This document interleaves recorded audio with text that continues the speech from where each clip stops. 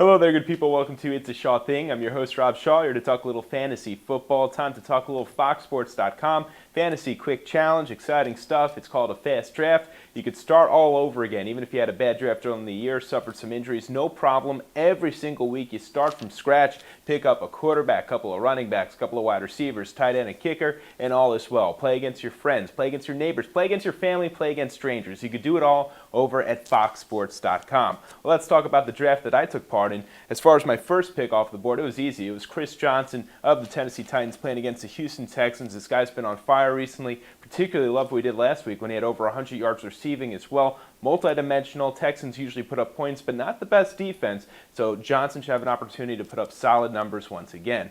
Next up in the second round, I took another running back. This one might surprise you. I went with Ricky Williams of the Miami Dolphins. Remember, Ronnie Brown out for the year. He's going against the Carolina Panthers this week on Thursday Night Football.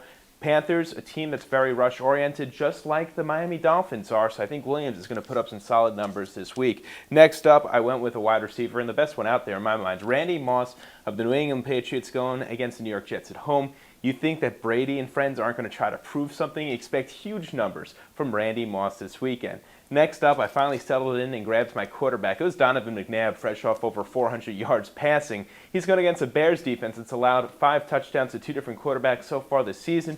Brian Westbrook possibly out for the season, so McNabb is going to resort to the air, and he's got plenty of young, talented weapons to throw to. McNabb is my pick at quarterback. Next up, I went with the tight end, and I think the best one in all of NFL these days, Dallas Clark. Remember all these injuries to the Indianapolis Colts receiving corps, really forcing some pressure on the tight end. He's big, but he could catch the ball, and he could do some special things after receiving it, so Dallas Clark was my 5th pick. My 6th pick, another wide receiver.